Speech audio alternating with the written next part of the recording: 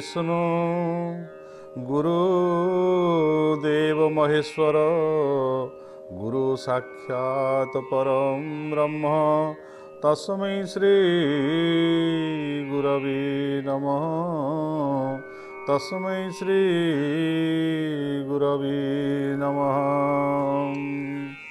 शान्ताकारं भुजगशयनं पद्मनाभं सुरेशं विश्वाधारं गगनसदृशं मेघवर्णं शुभांगं लक्ष्मीकान्तं कमलनयनं योगिभिर्ध्यानगम्यं वन्दे विष्णु भवभयहरं सर्वलोकैकनाथं वन्दे विष्णु भवभयहरं सर्वलोकैकनाथं। आजिर एही शुभ प्रभातकालीन शुभ अवसर रे आज आम सत्संग करने को जाऊे एवं जो माने जो दिव्यात्मा मान ये सत्संग रे जोग देइछन्ति श्रवण करुछन्ति से माने समस्ते भगवत स्वरूप कारण से भगवान परम ब्रह्म परमात्मा समस्त अंतर अंतर्यामी रूप से विद्यमान करिछन्ति एवं समस्ते श्रद्धालु अर्थात श्रद्धा एवं विश्वास सहित ये सत्संग को श्रवण करने उपस्थित होइछन्ति।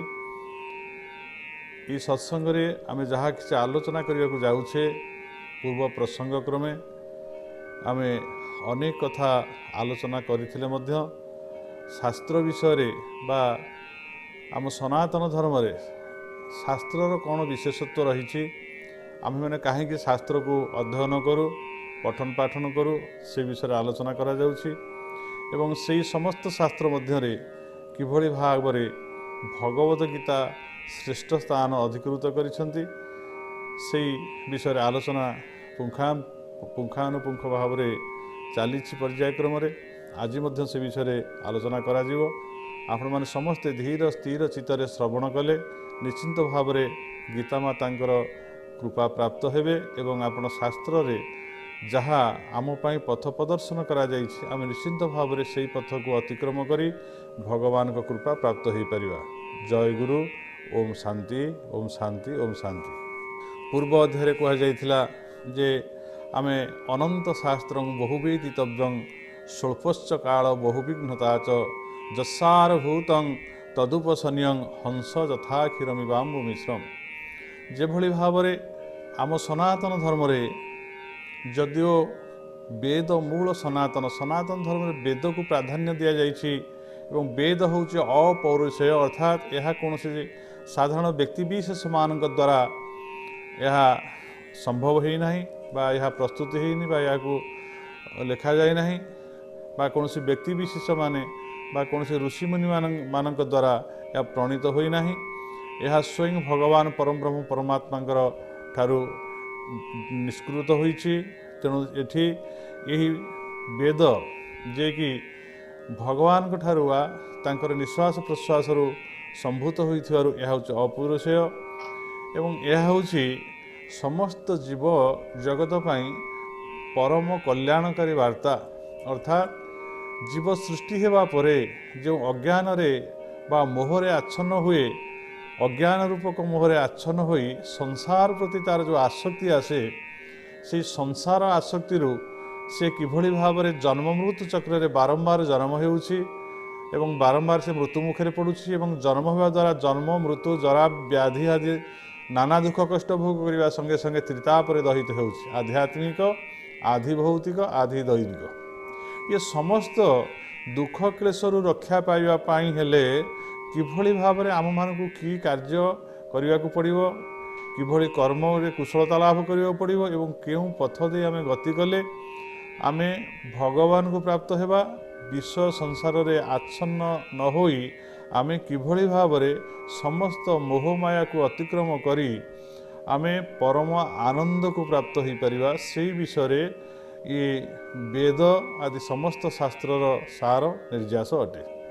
ଏହି ବେଦ ଆମମାନଙ୍କୁ ଯାହା ଉପଦେଶ ଦିଅନ୍ତି, ପ୍ରଥମ ପ୍ରାଥମିକ ଅବସ୍ଥାରେ ଆମମାନଙ୍କୁ ସେ ଉପଦେଶ ଦେଉଛନ୍ତି ଯେ ଆମେ କିଭଳି ଭାବରେ ଆମର ଶ୍ରେୟ ବୃଦ୍ଧି ହେବ, ଆମେ ଶ୍ରୀ ସମ୍ପନ୍ନ ହେବା, ଆମେ ଧନଜନ ଐଶ୍ୱର୍ଯ୍ୟର ଅଧିକାରୀ ହେବା ଏବଂ ଆମେ କିଭଳି ଭାବରେ ଭଲ ଖାଦ୍ୟ ବା ଭଲ ଶସ୍ୟ ଉତ୍ପାଦନ କରିପାରିବା ଏବଂ ଭଲ ଆହାରକୁ ଗ୍ରହଣ କରି ତାହାକୁ ସାତ୍ତ୍ୱିକ ଆହାରକୁ ଗ୍ରହଣ କରି ଆମେ ସତ୍ତ୍ୱ ଶୁଦ୍ଧି କରିପାରିବା, ଅନ୍ତଃକରଣକୁ ଶୁଦ୍ଧ କରିପାରିବା ଏବଂ ଆମେ କିଭଳି ଭାବରେ ଶ୍ରୀ ସମ୍ପନ୍ନ ହୋଇ ନିଜକୁ ବଢ଼େଇ ପାରିବା ସମସ୍ତ କ୍ଷେତ୍ରରେ, ତାହା ହେଉଛି ଆମର ବୈଷୟିକ ବିଦ୍ୟା ଏବଂ ପରବର୍ତ୍ତୀ ଅବସ୍ଥା ହେଉଛି ଆଧ୍ୟାତ୍ମିକ ବିଦ୍ୟା।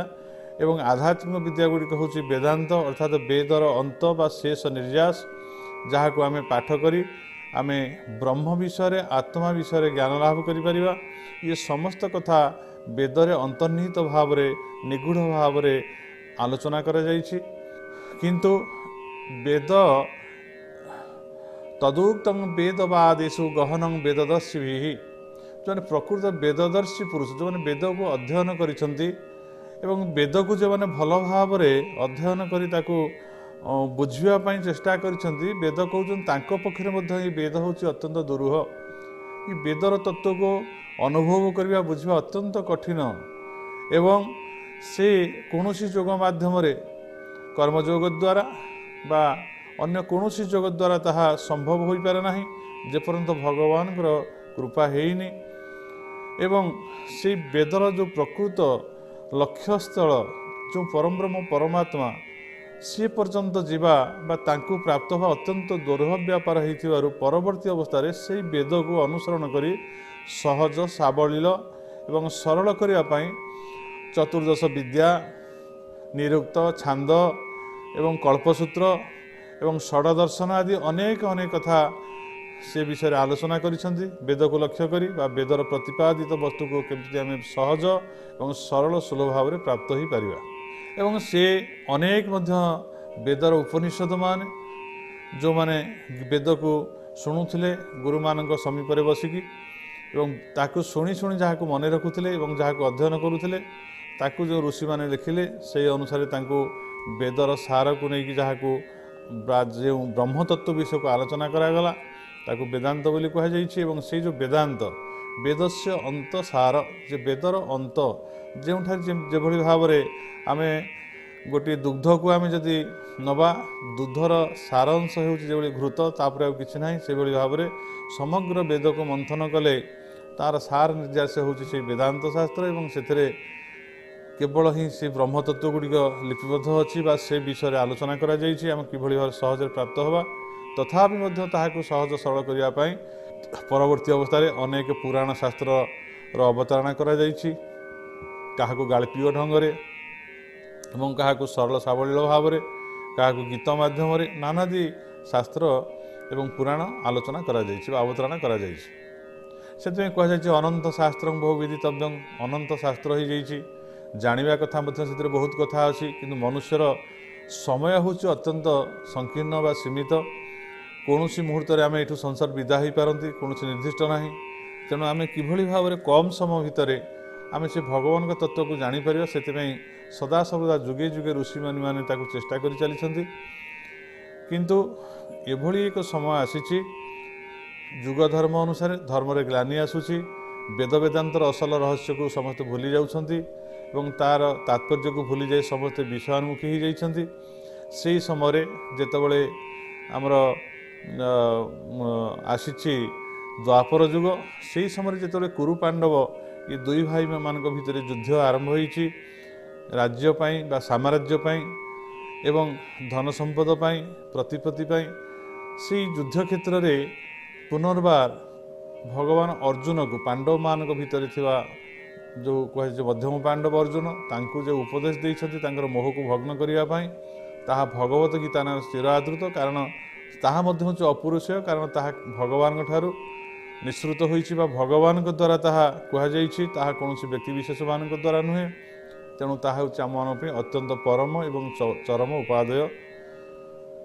ସେହି ଭଗବତ ଗୀତାକୁ ଆଲୋଚନା କରିବାକୁ ଯାଇ ଗୀତାର ମାହାତ୍ମ୍ୟ ବିଷୟରେ ଆମେ ଏତିକି କହିପାରିବା ଯେ କୁହାଯାଇଛି ଯେ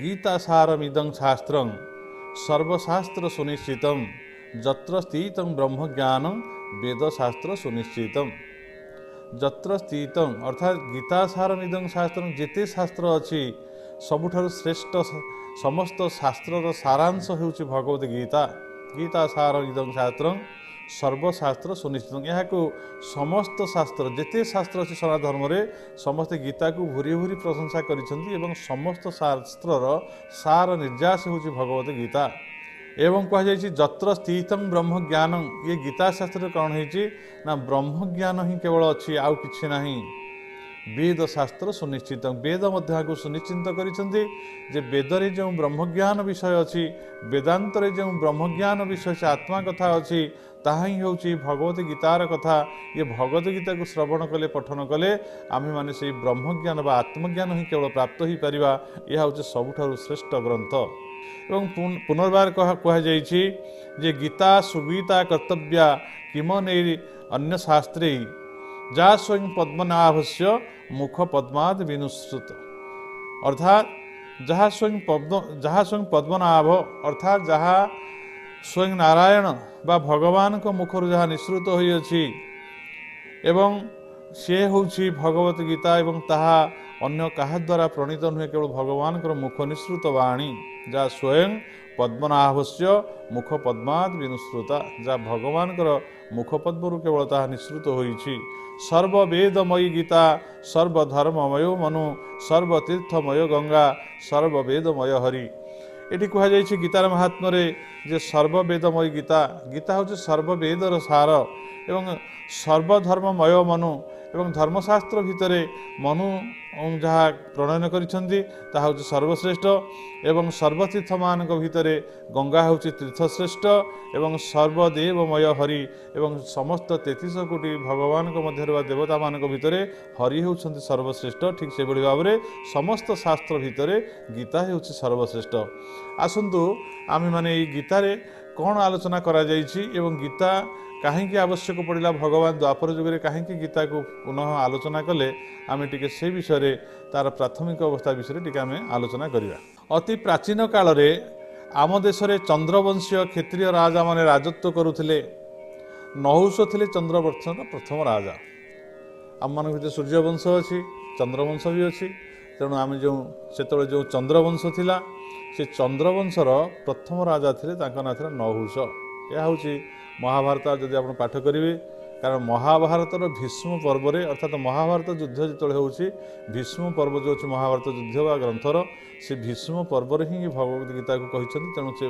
महाभारत को जब आप अध्ययन करेंगे ताहले ये प्रसंग को आप जानीपर नहुष होउछन्ति चंद्रवंशर प्रथम राजा तांको पुत्र नाम था जजाति आप मन रखिए चंद्रवंशर जो थे प्रथम राजा नहुष तांकर पुत्र नाम था जजाति सी शुक्राचार्य कन्या देवजानी को विवाह करते नहुशंकर पुत्र थे जजाति एवं सी आमर जो शुक्राचार्य होती कि जमी बृहस्पति होती देवगुरु शुक्राचार्य होती सेमती आमर कौ मान गुरु माने जो असुर मान दानव मान गुरु होती शुक्राचार्य ठीक से भाई भाव में शुक्राचार्य एक कन्या थी ना हूँ देवजानी से देवजानी की जजाति बाहाई अर्थात नहुशंकर पुत्रबधू होती देवजानी राक्षसराज वृषपर्वांकर कन्या शर्मिष्ठा देवजानी परिचारिका भाव जजाति प्रसाद रोते जजाति तो विवाह करदे शुक्राचार्य कन्या देवजानी को किंतु से आउ जड़े राक्षसराज दानवंकर जी ताहार नाम था वृषपर्वा तांकर कन्या होउछन्ति किए ना तांकर कन्या देवजानी को पाखे अर्थात जजाति शुक्राचार्य जो झील को विवाह करते ना देवजानी एवं वृषपर्वांकर कन्या होउछन्ति शर्मिष्ठा से तांकर परिचारिका भाव में दासी भाव में सांगर विवाह पर जाइथिले एवं शुक्राचार्य कन्या देवजानी परिचारिका भाव में से साथी रोते कौटी रोते ना जजाति पाखे रोते जजाति शर्मिष्ठा रूपगुण में मुग्ध होई तांको उपपत्नी भाव में ग्रहण करते से राजा थे जजाति नहुशंकर पुत्र एवं से देवजानी को विवाह करते शर्मिष्ठा थे परिचारिका किंतु शर्मिष्ठा रूपकांति एते लावण्य थिला जे ସେ ତାଙ୍କ ପ୍ରତି ଆକୃଷ୍ଟ ହୋଇଥିଲେ ଏବଂ ତାଙ୍କୁ ଉପପତ୍ନୀ ଭାବରେ ଗ୍ରହଣ କରିଥିଲେ। କାହାକୁ? ନା ଶର୍ମିଷ୍ଠାଙ୍କୁ ଗ୍ରହଣ କରିଥିଲେ ଯଜାତି। ସେହି ଯଜାତିଙ୍କ ଔରସରେ ଶର୍ମିଷ୍ଠାଙ୍କ ଗର୍ଭରୁ 3ଟି ସନ୍ତାନ ଜନ୍ମଗ୍ରହଣ କରିଥିଲେ। ସେମାନଙ୍କ ନାମ ହେଲା ବୁହୁ, ଅନୁ ଏବଂ ପୁରୁ। ଆପଣ ମନେ ରଖନ୍ତୁ, ନହୁଷଙ୍କର ପୁତ୍ର ହେଲେ ଯଜାତି। ଯଜାତି ଶୁକ୍ରାଚାର୍ଯ୍ୟଙ୍କର କନ୍ୟା ଦେବଯାନୀକୁ ବିବାହ କରିଥିଲେ। ସେଠି ରାକ୍ଷସ ରାଜା ଆଉ ଜଣେ ଥିଲେ ବୃଷପର୍ବା, ତାଙ୍କର ଝିଅ ନାଁ ହେଉଛି ଶର୍ମିଷ୍ଠା। ସେ ଦେବଯାନୀଙ୍କର ପରିଚାରିକା ଭାବରେ ଯେତେବେଳେ ଦେବଯାନୀ ବିବାହ କରିଛନ୍ତି ଯଜାତିଙ୍କୁ, ତାଙ୍କର ସେ ରାଜପ୍ରସାଦରେ ଶର୍ମିଷ୍ଠା ନିବାସ କରୁଥିଲେ। କାହା ସହିତ? ଦେବଯାନୀଙ୍କ ସହିତ, ତାଙ୍କର ପରିଚାରିକ ଭାବରେ। କିନ୍ତୁ ଯଜାତି ତାଙ୍କ ରୂପ ଗୁଣରେ ଆକୃଷ୍ଟ ହୋଇ ସେ ଶର୍ମିଷ୍ଠାଙ୍କୁ, ଯେ ପରିଚାରିକା ଥିଲେ ତାଙ୍କ ପତ୍ନୀଙ୍କର, ତାଙ୍କୁ ସେ ଗ୍ରହଣ କରିଥିଲେ ଉପପତ୍ନୀ ଭାବରେ ଏବଂ ତାଙ୍କଠାରୁ 3ଟି ସନ୍ତାନ ଲାଭ ହୋଇଥିଲେ। ଜଣଙ୍କ ନାଁ ଥିଲା ବୁହୁ, ଜଣଙ୍କ ଥିଲା ଅନୁ ଏବଂ ଆଉ ଜଣଙ୍କ ଥିଲା ପୁରୁ ଥିଲା। ପୁରୁଙ୍କ ବଂଶକୁ ପୁରାଣରେ ପୁରୁବଂଶ ବୋଲି କୁହାଯାଏ। ପୁରୁ ଥିଲେ ତା ଭିତରେ ଶ୍ରେଷ୍ଠ। ଏଇ 3 ଲୋକ ଭିତରେ ଶର୍ମିଷ୍ଠାଙ୍କର ଯେଉଁ 3ଟି ସନ୍ତାନ ଥିଲେ ବୁହୁ, ଅନୁ ଏବଂ ପୁରୁ, ତାଙ୍କ ଭିତରେ ପୁରୁ ଥିଲେ ସର୍ବଶ୍ରେଷ୍ଠ ଏବଂ ତାଙ୍କ ନାମ ଅନୁସାରେ ମଧ୍ୟ ପୁରୁବଂଶ ଖ୍ୟାତ ଥିଲା। ଏହି ପୁରୁବଂଶରେ ଦୁଷ୍ମନ୍ତ ନାମକ ଏକ ରାଜା ଜନ୍ମଗ୍ରହଣ କରିଥିଲେ।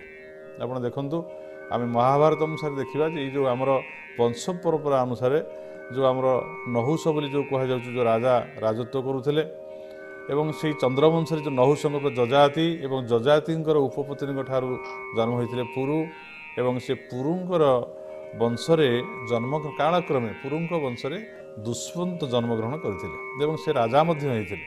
ଦୁଷ୍ମନ୍ତ ମହାରାଜା ବିଶ୍ୱାମିତ୍ରଙ୍କ ଔରସର ଜାତ ହୋଇଥିବା ଦିବ୍ୟ ସୁନ୍ଦରୀ କନ୍ୟା ଶକୁନ୍ତଳାଙ୍କୁ ବିବାହ କରିଥିଲେ। ଆପଣ ଜାଣିଥିବେ ଶକୁନ୍ତଳା ଦୁଷ୍ମନ୍ତଙ୍କ ଚରିତ୍ର ଆପଣ ଜାଣିଥିବେ।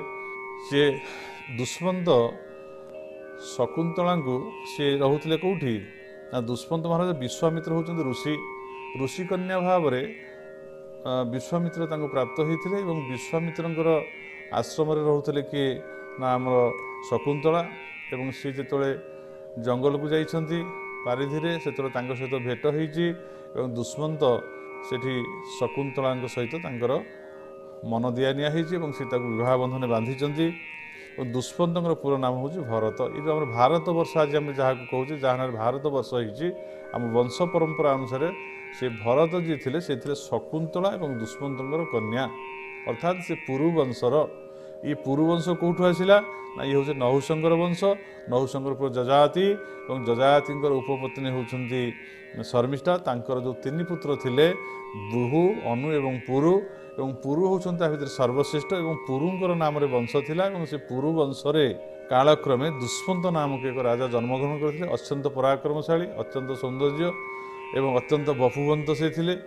ତେଣୁ ସେଇ ଦୁଷ୍ମନ୍ତ ବିଶ୍ୱାମିତ୍ରଙ୍କର କନ୍ୟା ଶକୁନ୍ତଳାଙ୍କୁ ବିବାହ କରିଥିଲେ ଏବଂ ଦୁଷ୍ମନ୍ତ ଏବଂ ଶକୁନ୍ତଳାଙ୍କର ଔରସରୁ ବା ଦୁଷ୍ମନ୍ତଙ୍କର ଔରସରୁ ଶକୁନ୍ତଳାଙ୍କ ଗର୍ଭରୁ ଜାତ ହୋଇଥିଲେ ଭରତ ମହାରାଜ, ଯାହାର ନାମରେ ଆଜି ଆମର ଭାରତବର୍ଷ ହେଇଛି। ସେଇ ଭରତଙ୍କର ନାମ ଅନୁସାରେ ଆଜି ଆମ ଦେଶ ଗୌରବାନ୍ୱିତ ହୋଇଛି। ଆମେ କହୁଛେ ଭାରତ ଦେଶ, ଭାରତ ଭୂଖଣ୍ଡ କହୁଛେ। ଏ ଭାରତ ଭୂଖଣ୍ଡର ଯେଉଁ ପ୍ରତିଷ୍ଠା ଲାଭ ହୋଇଛି ତାର ଅର୍ଥ ସେତେବେଳ ସମୟରେ ଯେତେ ରାଜାମାନେ ଥିଲେ ସମସ୍ତେ କୀର୍ତ୍ତିବନ୍ତ ଥିଲେ, ପୁଣ୍ୟବନ୍ତ ଥିଲେ, ସଦାଚାରୀ ଥିଲେ, ନ୍ୟାୟାଧୀଶ ଥିଲେ, ନ୍ୟାୟଚାରୀ ଥିଲେ ଏବଂ ତାଙ୍କର ନାମ ଅନୁସାରେ ହିଁ ସମସ୍ତେ, ଯେମିତି ଆପଣଙ୍କର ପୁରୁଙ୍କ ନାମ ଅନୁସାରେ ପୁରୁବଂଶ ହୋଇଥିଲା, ଯଜାତିଙ୍କ ଅନୁସାରେ ତାଙ୍କର ରାଜବଂଶ ହୋଇଥିଲା ଏବଂ ରଘୁଙ୍କ ନାଁରେ ରଘୁବଂଶ ହୋଇଛି, ଆପଣଙ୍କର ଚନ୍ଦ୍ରବଂଶ ମଧ୍ୟ ହୋଇଛି। ଏମିତି ନାନାଦି ରାଜାଙ୍କ ନାଁରେ ନାନାଦି ବଂଶ ହୋଇଛି। ଠିକ୍ ସେହିଭଳି ଭାବରେ ସେତେବେଳେ ସମୟରେ ଅତ୍ୟନ୍ତ ପରାକ୍ରମଶାଳୀ ଥିଲେ ସେ ଯେଉଁ ଆପଣଙ୍କର ଭରତ ମହାରାଜ, ତାଙ୍କ ନାଁରେ ହେଇଛି ଭାରତ। ସୁନନ୍ଦା ଥିଲେ ଭରତ ରାଜାଙ୍କର ଧର୍ମପତ୍ନୀ। ସେ ଯେଉଁ ଭରତ ଥିଲେ ସେ ସୁନନ୍ଦାକୁ ବିବାହ କରିଥିଲେ। ତାଙ୍କ ଗର୍ଭରୁ ରାଜା ସମ୍ଭରଣ ଜନ୍ମ ହୋଇଥିଲେ। ଭରତଙ୍କର ପୁତ୍ର ଅର୍ଥାତ୍ ଭରତ ସୁନନ୍ଦାକୁ ବିବାହ କରିଥିଲେ ଏବଂ ତାଙ୍କର ପୁତ୍ର ହେଉଛନ୍ତି କିଏ? ନା ସମ୍ଭରଣ ବୋଲି ଜଣେ ରାଜା, ତାଙ୍କର ପୁତ୍ର ସେ ଆସିଥିଲେ। ସମ୍ଭରଣ ରାଜାଙ୍କର ପାଟ ମହାଧରି ହୋଇଥିଲେ ତପତୀ, ଅର୍ଥାତ୍ ସମ୍ଭରଣ ତପତୀ କନ୍ୟାକୁ ଗ୍ରହଣ କରିଥିଲେ। ତପତୀଙ୍କ ଗର୍ଭରୁ ଜନ୍ମ ହୋଇଥିଲେ କୁରୁ, ଯେଉଁ ଆମେ ଆଜି କହୁଛେ କୁରୁପତି ସଭା ତଳେ ବା କୁରୁ ରାଜା, ଯେମିତି ପାଣ୍ଡବମାନେ ଥିଲେ ସେମିତି କୁରୁ ରାଜା ଥିଲେ। ଏବଂ ସେ ସମ୍ଭରଣଙ୍କର ଔରସରୁ ସମ୍ଭୂତ ହୋଇଥିଲେ କୁରୁ। ଏବଂ କୁରୁ ଜଣେ ପ୍ରସିଦ୍ଧ ରାଜା ଥିଲେ। ସ୍ୱର୍ଗ, ମର୍ତ୍ତ୍ୟ, ପାତାଳ 3 ପୁରରେ ତାଙ୍କର ଯଶ ଖ୍ୟାତି ବ୍ୟାପି ଯାଇଥିଲା। କୁରୁ ରାଜାଙ୍କ ନାମ ଅନୁସାରେ କୁରୁବଂଶ ସ୍ଥାପିତ ହୋଇଥିଲା। ଆପଣ ଯେଉଁ କୁରୁବଂଶ ବୋଲି କହୁଛନ୍ତି, କୁରୁ ପାଣ୍ଡବ ବା କୌରବ ପାଣ୍ଡବ, ସେ କୁରୁବଂଶ ସ୍ଥାପନ ହୋଇଥିଲା। କୁରୁ ବଂଶରେ ପ୍ରତୀପ ମହାରାଜା ଜନ୍ମଗ୍ରହଣ କରିଥିଲେ। ତାଙ୍କ ପୁଅଙ୍କ ନାମ ଥିଲା ଶାନ୍ତନୁ। ଏ ଯେଉଁ କୁରୁବଂଶ ବୋଲି ଆପଣ କହୁଛନ୍ତି, ଯେଉଁଟା ଆସିଲେ ନହୁଷଙ୍କ ଠାରୁ, ନହୁଷ ଯଜାତି ଆଦି, ତାପରେ ଆସିଲା କୁରୁବଂଶ ଆସିଲା, ତାପରେ ଭରତ ଆସିଲେ ତାଙ୍କ ବଂଶରେ, ଭରତଙ୍କ ଠାରୁ ଆସିଲେ କୁରୁ, ଏବଂ ଏ କୁରୁ ବଂଶରେ ପ୍ରତୀପ ମହାରାଜା ଜନ୍ମଗ୍ରହଣ କରିଥିଲେ। ତାଙ୍କ ପୁଅଙ୍କ ନାମ ଥିଲା ଶାନ୍ତନୁ। ଶାନ୍ତନୁ ରାଜାଙ୍କର ପ୍ରଥମ ପତି ଥିଲେ ଗଙ୍ଗା। ଯେଉଁ ଗଙ୍ଗା ମାତା ବୋଲି ଆମେ ଯାହାକୁ ବହିଯାଉଛୁ ବୋଲି କହୁଛନ୍ତି, ସେ ଗଙ୍ଗା ମାତା ଥିଲେ ଶାନ୍ତନୁଙ୍କର ପ୍ରଥମ ପତ୍ନୀ। ଗଙ୍ଗାଙ୍କ ଗର୍ଭରୁ ଭୀଷ୍ମ ଜନ୍ମ ହୋଇଥିଲେ। ଗଙ୍ଗାଙ୍କର ଗର୍ଭରୁ ଭୀଷ୍ମ ଜନ୍ମଗ୍ରହଣ କରିଥିଲେ। ଏବଂ ଶାନ୍ତନୁଙ୍କର ଦ୍ୱିତୀୟ ପତ୍ନୀଙ୍କ ନାମ ଥିଲା ସତ୍ୟବତୀ। ସତ୍ୟବତୀଙ୍କର ଗର୍ଭରୁ ଚିତ୍ରାଙ୍ଗଦା, ଚିତ୍ରବୀର୍ଯ୍ୟ ନାମକ ଦୁଇଟି ପୁଅ ଜନ୍ମ ହୋଇଥିଲେ। ଆଉ ମନେ ରଖନ୍ତୁ, କୁରୁ ବଂଶରେ ପ୍ରତୀପ ମହାରାଜା ଜନ୍ମଗ୍ରହଣ କରିଥିଲେ ଏବଂ ତାଙ୍କଠାରୁ ଜନ୍ମ ହୋଇଥିଲେ ଶାନ୍ତନୁ। ଏବଂ ଶାନ୍ତନୁଙ୍କର ପ୍ରଥମ ପତ୍ନୀ ଥିଲେ ଗଙ୍ଗା, ଏବଂ ଗଙ୍ଗାଙ୍କ ଠାରୁ ଭୀଷ୍ମ ନାମ ବା ସତ୍ୟବ୍ରତ ବା ଭୀଷ୍ମ ନାମକ ଏକ ପୁତ୍ର ଜନ୍ମଗ୍ରହଣ କରିଥିଲେ। ଏବଂ ତାଙ୍କର ଦ୍ୱିତୀୟ ପତ୍ନୀ ଥିଲେ ସତ୍ୟବତୀ।